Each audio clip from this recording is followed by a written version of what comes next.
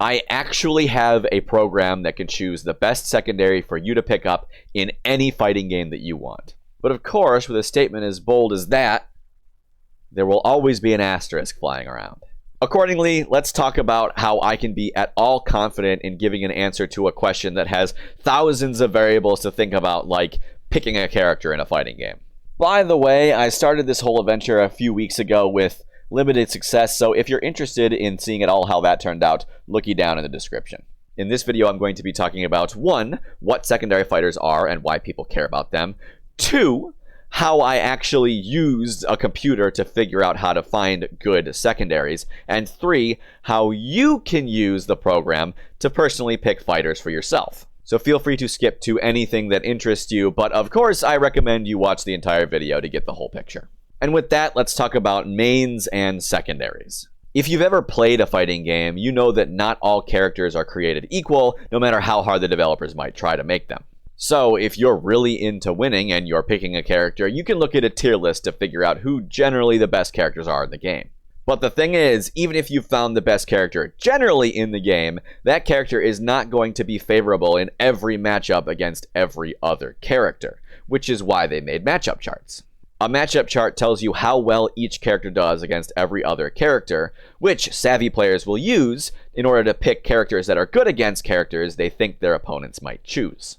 A popular strategy is to pick one character to primarily focus your efforts into, your main, and then to pick a secondary character who is good against the characters that your main is bad against.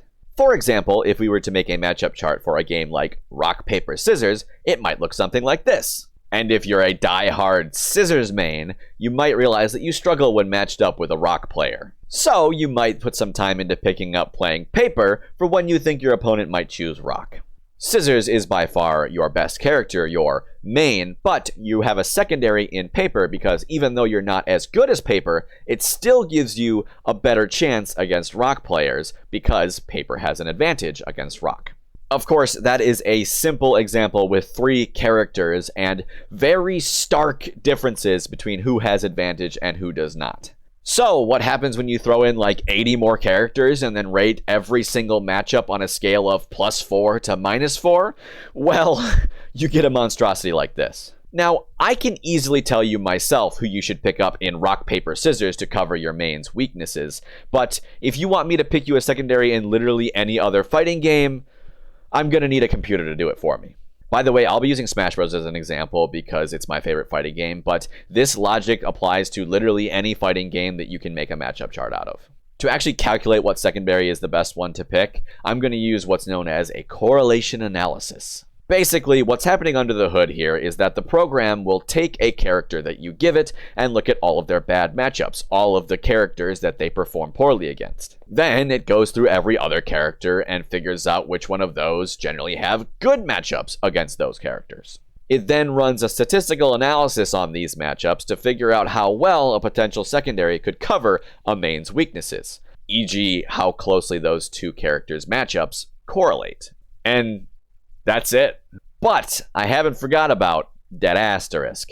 This method is by no means foolproof, and there are many problems that we need to address. First up, where did I get this chart? And how do I know that the numbers are actually accurate? I'll link to the Reddit post below, but it is a compilation of experts' opinions on how the characters they have mastered fare against the rest of the cast. So while I think this matchup chart is better than most, it's got a big problem in that it does not reflect how the matchups go for you as the user, which is important because you are trying to pick a character to cover your main's weaknesses. For example, for whatever reason, I struggle in matches against King K. Rool, which, according to the matchup chart, should be one of my easiest wins with Captain Falcon. So I'd want the program to give me a character that's good against King K. Rool, but if I ran it as is with this matchup chart, it would assume that I wouldn't want that, and it wouldn't give me one. So theoretically, the best matchup chart would be one that you make yourself about how good you are with every character against every character, right? Well, besides this taking a ridiculous amount of time for a game as big as Ultimate, it's still not entirely accurate. After all, you're not interested in knowing how good your Olimar is against Mr. Game & Watch right now. You want to know how good your Olimar would be against Mr. Game & Watch if you put the time in to practice him as your secondary. And the only way to know that for sure is to put the time in to practice Olimar as if he was your secondary. And the only way to make an entire matchup chart based on this method is to practice every single character as if they were your secondary, which A, is not feasible time-wise, and B, is entirely the time-wasting scenario that we're trying to avoid by using this program. And these issues represent the crux of the problem perfectly. Statistics can be a wonderful tool, but it can only give meaningful conclusions when the data going in is accurate, the statistical methods used are the correct ones for the situation, and the interpretations are actually accurate. So when the data you're using is something extremely subjective, like trying to assign numbers to every single matchup in a game like Smash Ultimate, you're going to run into some inherent problems. So does this mean that I've been clickbaiting you the entire vid and I don't actually have any meaningful information to give you? Well, not necessarily. Even though the answers we get can never be perfect, by improving the data going in, the way in which we process it, and the way in which we display the results, we can draw some meaningful conclusions here. And with that, I think it's high time to actually tell you all how to use the program yourself. From here on, I'll explain exactly what you can do and what I have done to get you the best answer possible. By the way, if I ever get a website or something up and running where you can use this program without having to download the code yourself, I will include that link in the description. But for now, we are going to have to do this the hard way and run the code ourselves directly. I'll also update the description if there's any problems with my explanation that need to be rectified, so if you run into any difficulties, I suggest you check there first. But one last thing before I begin. A piece of advice for everybody watching. You should never download and run code on your computer from a random guy on the internet unless A, you actually know and trust that random guy, B, you have an extensive knowledge of coding and can read through every single bit and make sure that there's nothing malicious in there, or C, you are running this on a device that has absolutely no way to access any of your sensitive information or the internet. Hey, sorry for the abrupt transition. It is Editing Carl here, and I realized it was a little silly for me to invite you to use this program and then immediately tell you that you would be stupid for running it. So as I was editing, I thought of a way that you can use the program without actually downloading it. If you weren't already aware, I go live on Twitch multiple times every week. I'm in Japan time, so check the schedule to confirm when. But in order to allow people to use the program, I made a new channel points reward. If you select that channel points reward, I will run the analysis on the character of your choice and give you a suggestion live on the air. And perhaps most conveniently, it costs only 300 channel points, which is exactly the amount you get for dropping a follow. Feel free to drop a follow, swing by sometime, and ask me. I'd be more than happy to tell you. Okie dokie, so here we are. This code is written in Python, which means that you're going to need to download Python. Big button right here, easy peasy. And after that's downloaded, you're going to need to use a command prompt-like thing. I'm going to be using Windows PowerShell here to do what I need to do. And once you've got your PowerShell up, you can type in pip install pandas numpy, just like this, word for word, hit enter, and then, well, requirement already satisfied. I've already downloaded it, but it should download it for you. Basically, the code requires special tools to manipulate the data, so this is downloading those special tools to allow us to actually do that. All right, and now that that's downloading, we're going to actually get the code itself. I've put it in a Google Doc in the description below, so you're going to open that up and see this. So what we're going to do is just select all, copy it, open up a blank notepad document, and paste it in here. And after we've done that, we're going to File, Save As, and save it wherever you want. Now, the important thing is, whatever you want to name it, I'll name mine Pumpkin. You need to end it in .py, and that's going to tell the computer that it's a Python file. So we'll save that, boom. Now, next up, we need our matchup chart. I got mine from this Google Doc that I found through Reddit. I'll include a link to the doc in the description if you want to use it. But it's not perfect here. We're going to have to clean it up a bit. So what I did was just copy everything, and then I pasted it over in this doc. Now, you can see I cleaned it up a bit. I removed all of the character icons. We don't want anything else other than the names of the character that you're playing as in the left column and the names of the character you're playing against in the top column. So, for example, if you're playing as Pikachu against Rob, you have a 1.2 advantage. Or if you're playing as Kazuya against Sonic, you have a -1.7. Kazuya is bad against Sonic. Pikachu is good against Rob. Now, granted, I do not have a deep enough understanding of the code. I got it from a combination of ChatGPT and having a software engineer do the coding for me. So I'm not sure what you can get away with in terms of deviating from this formula. I don't know if you can have something in the top left corner. So just to be safe, I would recommend making sure the top left corner is clear and you remove anything that is not numbers in the middle and names on the side.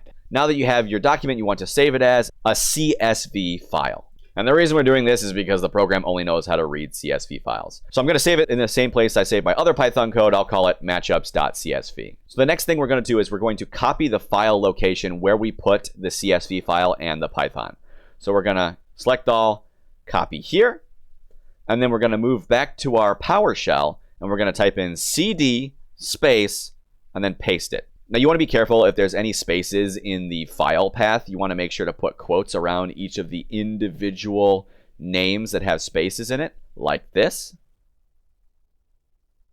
And once you've done that, you hit enter. And what that's doing is it's essentially saying, hey, I want you to search for programs in this folder only. So after we've done that, first we're going to type Python space, and then the name of our Python file, pumpkin.py, and hit enter. And then what it should do is, whoa, it brought up the window. So here's the window. We're going to hit browse, and then we're going to choose our matchups CSV file. So we'll open that, boom. And what that's going to do is it's going to automatically load the names of every single fighter in alphabetical order. Now I main Captain Falcon, so I'm going to select Captain Falcon. And then we're going to have to change these two parameters. We have the number of desired worst matchups and the number of secondaries to suggest. Now, in order to explain what this first one's doing, if we remember back to what a correlation analysis does, it takes all of the negative values for matchups, all the characters' bad matchups, and it calculates it based on those. But sometimes you have a lot of bad matchups that are just barely bad, and you don't really care about covering those. So what this button does is it says, don't take all of the bad matchups, only take the X amount of worst matchups to calculate with. So if we go all the way up, we can see that Captain Falcon has 49 matchups. Oof. But if we're doing a correlation analysis with over half the cast, it's not going to be the most accurate. So maybe I'm only worried about Captain Falcon's top 5 worst matchups. I'm going to type in 5 here, boom. And the second thing, the number of secondaries to suggest, that is the number of results we're going to get. So maybe I only want to know the top 1 best person, but maybe I don't like that character. So I'll say 4. Give me 4 characters. And then once we've done that, we say go. And then bada bing, bada boom, it spits this out. So here's how to read this. So first things first, it names your character here. And then since I said, hey, calculate with the 5 worst matchups, it tells me exactly what those 5 worst matchups are. Wario with a -1.3, Mr. Game & Watch with a -1.3, Pokemon Trainer with a -1, Pikachu with a -0.9, and Palutena with a -0.9. And then it gives me my recommended secondaries. It says, hey, we've looked at all 5 of these characters, and we've found characters that give you a better chance against those characters. So we can see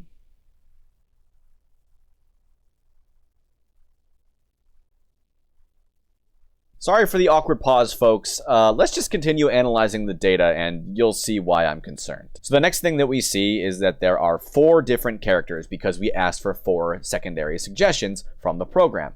So if we look at the first one, it's Bowser Jr. with a 0.955 correlation coefficient. And this number isn't super helpful for us, really. It's not a super important value for our purposes. It just displays how strong of a correlation there is between the secondaries' good matchups against the main's bad matchups. The closer to 1 is the best. So we see this first one is Bowser Jr., and we see the first matchup is Wario, right? Wario has a -1.3 on Captain Falcon, and what this plus 0.4 means is that Bowser Jr. has 0.4 of an improvement on Wario over Captain Falcon, which is exactly what we want to see. The secondary does better against the bad matchups than the main character. But if we look over here in the parentheses, this is Bowser Jr.'s actual value. So Bowser Jr. still has a -0.9 matchup, which is better than the -1.3 you'd have if you were playing Captain Falcon, but it's still not positive.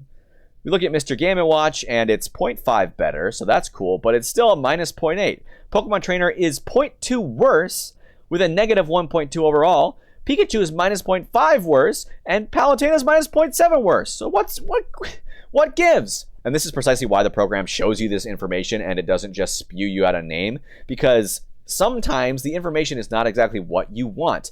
I'm not going to lie here, I have no idea why the best matchup here is a piece of garbage when all the other ones are just fine. So, because we asked for 4 secondaries, we can skip on to the next one and say, okay, Bowser Jr. is crap.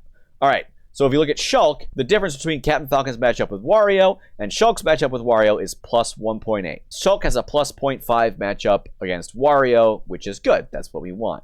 He also has a better matchup against Mr. Game & Watch and Pokemon Trainer, but he does not have a favorable matchup against Pikachu or Palutena. However, it is important to note that it is better than Captain Falcon's. So even though Shulk does not have an advantage in these matchups, you'd still be better off using Shulk than Captain Falcon against these characters. So you may be looking at that data and being like, okay, Carl, that's cool, but like, it doesn't actually pick a secondary that can cover Captain Falcon's weaknesses, even if you only pick his top 5 ones. And to that I say, you're absolutely right, and there's not much I can do to fix that. Because the fact of the matter is, Captain Falcon is a pretty middle-of-the-road character, so he has a lot of bad matchups. And finding a character that's good against all those bad matchups is not possible. Especially when a couple of those bad matchups, like Pikachu and Palutena, are high-tier characters that generally have good matchups against the majority of the cast. And if we look at Pikachu, we can see that he's only got 10 matchups that he's bad against. So there are only 10 characters you can pick to counter Pikachu.